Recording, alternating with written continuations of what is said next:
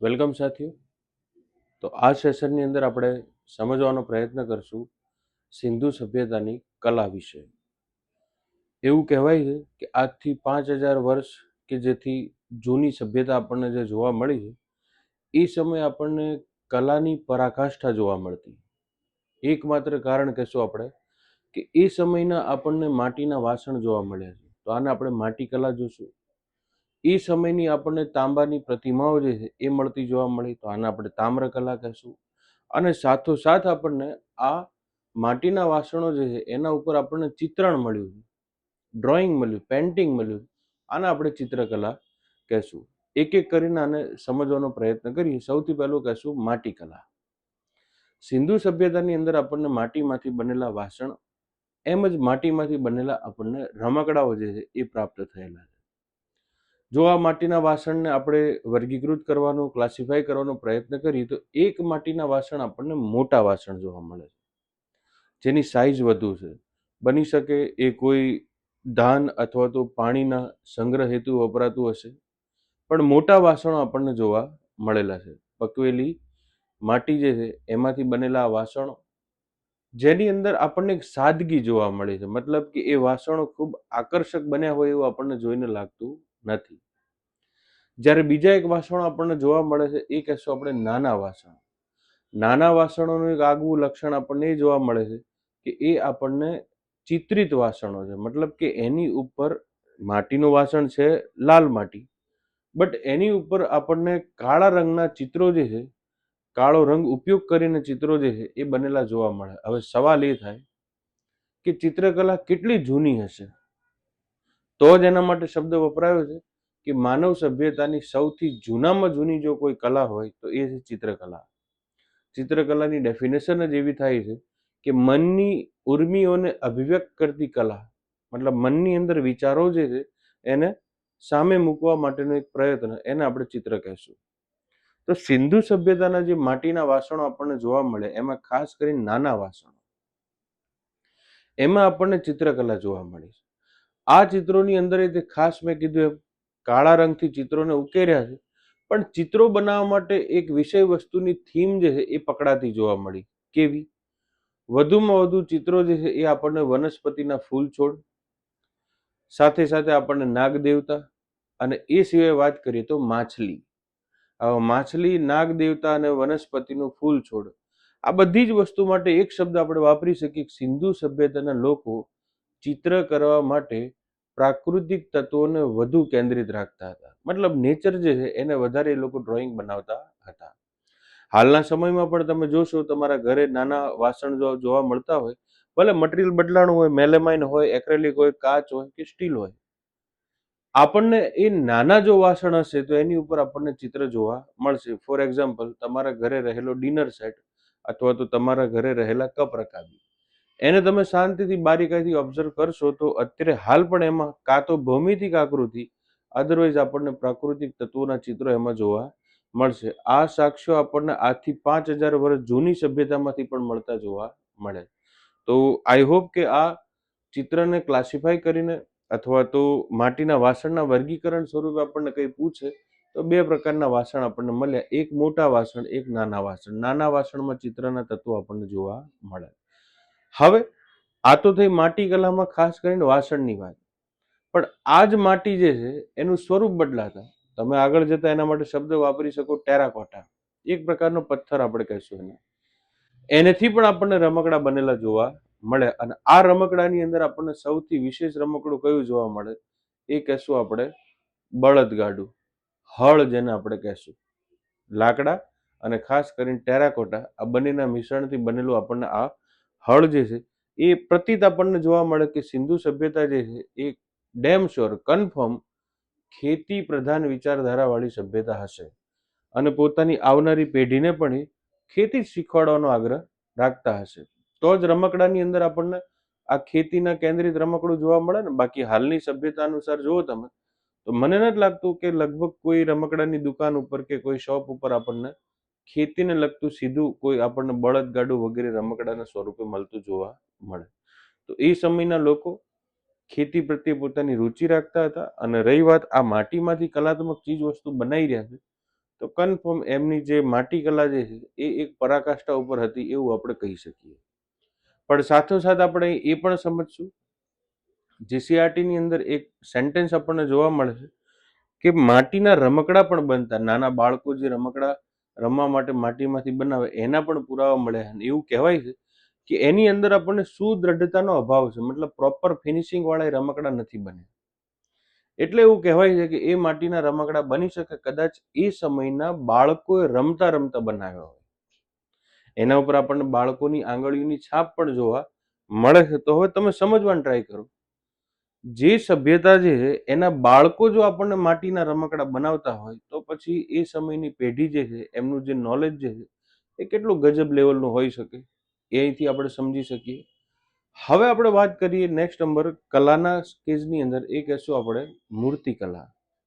યાદ રાખશું, સિંધુ સભ્યતા દરમિયાન આપણને માતૃદેવીની પ્રતિમાઓ પણ મળી, પુરોહિતનું ધડ પણ આપણને મળેલું જોવા મળે છે. પણ અહીં આપણે વાત કરવી છે એ કહેશું આપણે સિંધુ સભ્યતામાંથી મળેલી તાંબાની નર્તકીની પ્રતિમા. તાંબા અને કાંસાના મિશ્રણથી એક મૂર્તિનું નિર્માણ થયું છે, એક ઢીંગલીનું નિર્માણ થયું જે નૃત્ય અવસ્થામાં આપણને જોવા મળે. વાતને આગળ વધારી એની પહેલા જ અહીંયા આપણે હોલ્ડ કરીને સમજી લઈએ, જો તાંબા અને કાંસાથી પ્રતિમા બની રહી છે, આનો મતલબ સિંધુ સભ્યતાના લોકોને રસાયણ વિદ્યાનું જ્ઞાન જે છે એ વિશેષ હશે, કેમ કે તાંબા અને કાંસાના મિશ્રણથી તે આખી પ્રતિમાનું નિર્માણ થયેલું છે. આ જે પ્રતિમાની આપણે વાત કરી રહ્યા છીએ એને આપણા ચેપ્ટરમાં કે રેફરન્સ બુકમાં તમે ડાન્સિંગ ગર્લ તરીકે જોશો. નૃત્ય કરતી એક ઢીંગલી જે છે જેની સાઈઝ માત્ર ને માત્ર 4 ઇંચ છે. પણ આ 4 ઇંચની અંદર એ વખતની પૂરેપૂરી સભ્યતાનું આપણને પ્રતિબિંબ જે છે એ જોવા મળી રહ્યું છે. સૌથી પહેલી વાત તો કહેશું કે આ નર્તકીની પ્રતિમા મતલબ કે આ ઢીંગલી જે છે એ આપણને મળી છે મોહેંજો-દડોથી. સેકન્ડ વાત કહેશું કે આ આપણને નગ્ન અવસ્થામાં મળી છે. બની શકે નગ્ન અવસ્થામાં હોવા પાછળનું એક એ પણ કારણ હોય કે આ 5 કે 7 હજાર વર્ષ જૂની સભ્યતાનો પુરાવો છે. તો મૂળ અવસ્થામાં એ જળવાઈ રહી હોય એવું આપણે શેના આધારે કહી શકીએ? તો આટલા બધા સમય વીત્યા પછી બની શકે એની ઉપર વસ્ત્રો હોય પણ એ આપણને જોવા નથી મળતા. બટ કન્ક્લુઝન એ કહી શકીએ હાલના સમયમાં આપણને નગ્ન અવસ્થામાં જોવા મળી. આખી જે તાંબાની જે નર્તકીની પ્રતિમા છે એના નિર્માણનો પ્રશ્ન પણ આપણને આપણી એક્ઝામમાં પૂછાયો કે કઈ મેથડથી એ બની રહી છે. બટ પહેલા આપણે એને સમજવાનો ટ્રાય કરીએ કે નગ્ન અવસ્થામાં મળેલી આ તાંબાની નર્તકીની પ્રતિમા 4 ઇંચની છે જે મોહેંજો-દડોમાંથી મળી છે આપણને. પૂરેપૂરી પ્રતિમાનું વર્ણન જો હું કરું તો એને શાંતિથી સમજવાનો પ્રયત્ન કરશો. શક્ય હોય તો તમે આના કી નોટ્સ પણ લખી લેજો તમારી બુકમાં રિવિઝન માટે. પહેલી વાત તો આ નર્તકીની પ્રતિમા જે છે એક નૃત્યની અવસ્થામાં છે અને પુરાતત્વવિદો અને ઇતિહાસકારોનો મત એ છે કે આ નૃત્ય જે છે એનો પોઝ મતલબ આ સ્થિતિ ભારતના શાસ્ત્રીય નૃત્ય સાથેની સમાનતા ધરાવતું જોવા મળે છે. ભારતની અંદર દરેક રાજ્યોની અંદર નાના મોટા શાસ્ત્રીય નૃત્યો આપણને જોવા મળે. ખાસ કરીને દક્ષિણની અંદર જઈએ આપણે, નોર્થ ઇસ્ટમાં જોઈએ તો આપણને મણિપુરમાં મણિપુરી જોવા મળે છે, ભરતનાટ્યમ, કુચીપુડી, કથકલી, મોહિની અટ્ટનમ. તો તમારે મને કમેન્ટ કરવાની છે કે આ જે નર્તકીની પ્રતિમા જે છે એ કયા શાસ્ત્રીય નૃત્ય સાથે કનેક્ટેડ જોવા મળે છે. જવાબ હું પણ આપી દઈશ વિડીયોના અંતમાં. એના પછી નેક્સ્ટ નંબર આપણે સમજવાનો પ્રયત્ન કરીએ, જો નૃત્યની અવસ્થામાં છે તો કન્ફર્મ શાસ્ત્રીય નૃત્ય તરફનો ઝુકાવ છે એનો, તો આખી જે ઢીંગલી જે છે પ્રતિમા જે છે એની અંદર આપણને ઘરેણા જે છે એ વધુ પહેરેલા જોવા મળે છે. એના કાનની અંદર બાલીઓ પહેરેલી છે, એના ગળાની અંદર ડોકિયું પહેરેલું છે, હાથ એનો આખો બંગડીથી ભરેલો જોવા મળે છે, એના પગની અંદર આપણને કડલા જોવા મળે છે. તો વિશેષ પ્રકારના પહેરવેશની સાથે જ નૃત્ય કરવું એ થોડું આપણને નજીક લઈ જાય છે કે બની શકે લોકનૃત્ય નહીં હોય, આ શાસ્ત્રીય નૃત્ય જે છે એની જ આપણને સ્થિતિ જોવા મળે. રમકડું આટલું શ્રેષ્ઠ આપણને બન્યું છે, કોઈ પણ રમકડું, કોઈ પણ ઢીંગલી જે છે એ જે તે સમાજના આઇડલિસ્ટિક એપ્રોચથી બનેલી હોય. જેમ કે અત્યારે આપણે બજારમાંથી ઢીંગલી લેવા જાશું તો એના ચહેરા ઉપર મેકઅપ હશે, એને સારામાં સારા કપડાં પહેરેલા હશે, એને સારામાં સારો એક પોઝ હશે. તો એ સમયની સ્થિતિની જો વાત કરીએ તો આખી નૃત્યાંગનાની પ્રતિમા જે છે એને સુશોભિત કરેલી છે. એના માથાની અંદર રહેલો અંબોડો જે છે એને કલાત્મક રીતે ગૂંથેલો જોવા મળે છે. એનો હોઠ જે છે એ આપણને નીચેનો હોઠ થોડો મોટો અથવા તમે હાઇલાઇટ છે એવો શબ્દ વાપરો તો પણ કોઈ અતિશયોક્તિ નથી, કેમ કે હોઠને હાઇલાઇટ કરવું એ લિપસ્ટિક કરવી કહેશું આપણે, બટ લિપસ્ટિકનો પણ પુરાવો આપણને બનવાલીમાંથી મળે જ છે. તો અહીંથી તમે હવે ખાસ એ સમજવાનું ટ્રાય કરો કે આ જે તાંબાની નર્તકીની પ્રતિમા છે આપણને શું માહિતી આપે છે કે એ સમયના લોકો જે છે એ મૂર્તિકલાના નિર્માણમાં એકદમ નિપુણ હશે. બાકી 4 ઇંચની નર્તકીની પ્રતિમાને એક સુદૃઢ સ્વરૂપ આપવું એ પણ કોઈ મશીનરી વિના, કોઈ સોફ્ટવેર વિના એક અઘરો વિષય છે. પણ સાથે સાથે એ સમયના લોકો જે છે એ ફેશનની અભિરુચિ વાળા હશે, ઘરેણા પહેરવાનો શોખ ધરાવતા હશે લોકો, અને એ સમયે આપણને નદી અને સમુદ્ર કિનારેથી મળેલા છીપલા જે છે એની અંદર તાર જે છે એ બાંધીને ઘરેણાઓ જે છે એ આપણા હાથમાં, પગમાં, ગળામાં, ડોકિયા તરીકે પહેરેલા જોવા મળે. એના સાક્ષ્યો પણ આપણને મળી રહ્યા છે. તો બોલો શું મળ્યું આપણને? મૂર્તિ નિર્માણની નિપુણતા મળી, ફેશનની અભિરુચિ મળતી જોવા મળી, અને સાથોસાથ જો હવે આપણે વાત કરીએ તો આ એક રમકડું છે. પૂરી સિંધુ સભ્યતાને એનાલાઇઝ કરો, આપણને વધુમાં વધુ પુરાવા જે છે એ આપણને રમકડાના સ્વરૂપે મળેલા છે.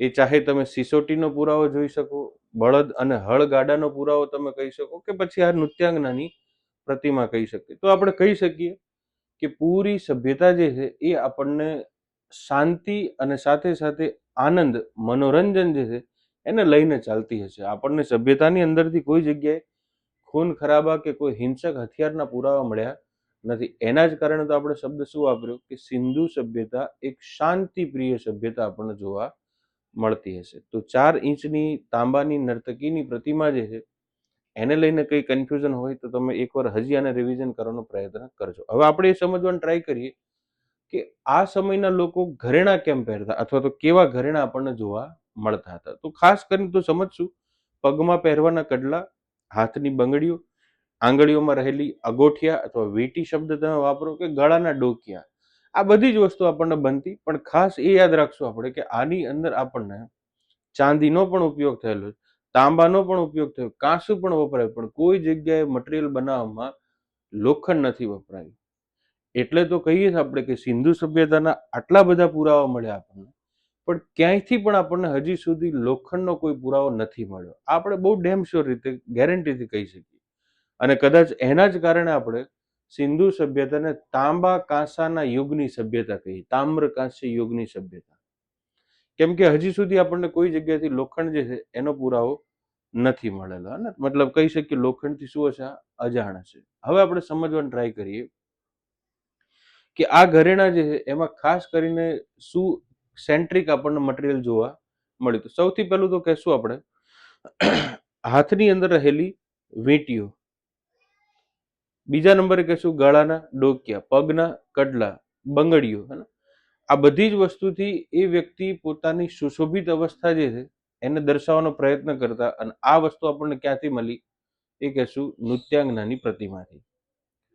તો કોઈ સમાજની ફેશનની અભિરુચિનું પ્રતીક જો આપણે જોવું, સમજવું હોય તો એ સમયનું રમકડું તમે જોશો તો તમને એક આઈડલ એપ્રોચ બતાવશે. અત્યારે પણ તમે કોઈ રમકડાની દુકાને જાઓ અને ત્યાં તમે નોટ કરશો તો કોઈ ઢીંગલી હશે ને એકદમ સુશોભિત રીતે એને બનાવવાનો પ્રયત્ન હશે. હાલના સમયમાં ચાલતી જે ફેશન હશે એનું પ્રતીક આપણને એમાં જોવા મળશે. આ વાતને આપણે સમજવાનો ટ્રાય કરશું. પણ એક વસ્તુ ધ્યાને લેશું કે પૂરી સભ્યતા દરમિયાન આપણને આખા વસ્ત્રો અથવા સીવ્યા વિનાના વસ્ત્રો જે છે એ પહેરવાનો એક અભિગમ જોવા મળતો હતો. 2-3 સાક્ષ્યો ઉપરથી આપણે એ વાતને સમજવાનું ટ્રાય કરીએ. જેમ કે કલાના કેસમાં જ આગળ વધીએ આપણે તો કહેશું આપણે ખેતી તો થતી સુતરાઉ કાપડની, રેશમના કીડાનો ઉછેર વગેરે, બટ કપાસનું નિર્માણ જે છે, જેને આપણે શું કહેશું સુતરાઉ કાપડનું નિર્માણ જે છે એ કર્યું ખરું એમણે, પણ સાથે સાથે એમણે ભરત પણ ભર્યું. અને આનો પુરાવો આપણને મળે છે એ કહેશું પેલા પૂજારીના ધડ ઉપર.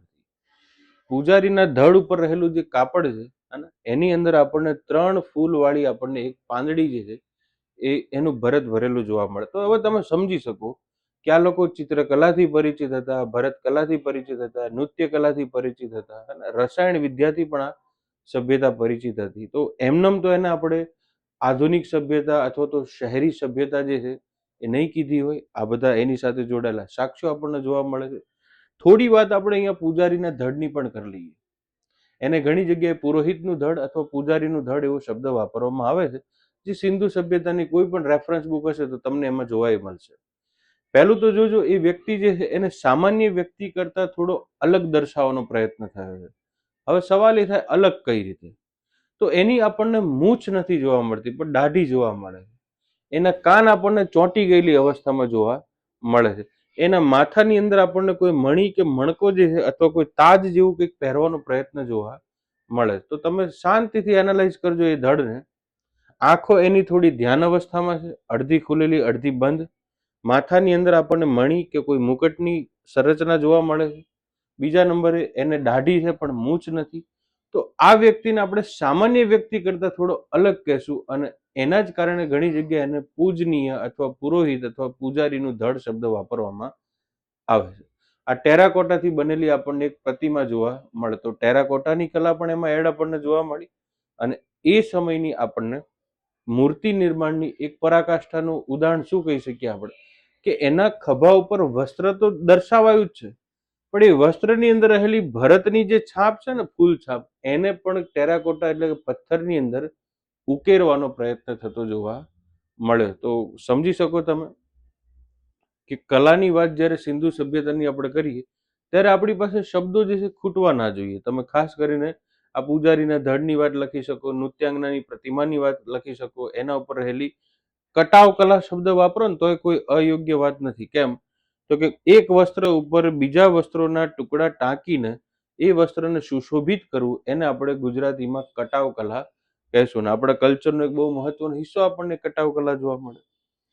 હવે આ બધી જ વસ્તુ બનાવવા માટે કઈ ને કઈ લોકો હથિયાર તો વાપરતા હશે. સવાલ એ થયો અત્યાર સુધીમાં કે ભાઈ લોખંડથી તો અજાણ જ છે, પણ જો ધ્યાન આપજો, આપણને હાડકાની સોય પણ મળેલી છે. સોય વાપરી હશે ભરત ભરવા માટે. હાથી દાંતની ફૂટપટ્ટી પણ મળેલી છે. ફૂટપટ્ટી વાપરી હશે હમણાં કાપડને માપવા માટે. રંગપુરમાંથી આ પુરાવો મળતો આપણને જોવા મળે છે. પૂરી સભ્યતાએ તાંબા, કાંસા અને પથ્થરનો વધુમાં વધુ ઉપયોગ કરેલો છે. ટીન અને તાંબાનું તેમણે મિશ્રણ કરીને કાંસુ પણ બનાવેલું આપણને જોવા મળે છે, જે 4 ઇંચની નર્તકીની પ્રતિમા જોવા મળી. અને વિશેષ કહેશું આપણે કે એમણે હથિયાર તરીકે ઉપયોગમાં લીધેલા છે પથ્થરોને. અને આ વાત આપણે કેમ કહી શકીએ, તો કે રાજસ્થાનના કાલીબંગાળની અંદરથી આપણને ખેતર ખેડવા માટે અણીદાર પથ્થરોનો ઉપયોગ થતો, જે આપણને પુરાવા તરીકે મળેલા છે. ખેતર ખેડેલા આપણને રાજસ્થાનના કાલીબંગાળમાંથી મળેલા છે. એ ખેતી કરવાની એમની તત્પરતા દર્શાવે છે. બટ એ ખેડવા માટે એમણે અણીદાર પથ્થર જે છે એનો ઉપયોગ કરેલો આપણને જોવા મળે. તો આમ કુલ મિલાઈને આપણે કહી શકીએ કે પૂરી સભ્યતા જે છે એમની કલા, એ સમયની આગવી સૂઝબૂઝ જે છે એ આપણને પરાકાષ્ઠા ઉપર હતી.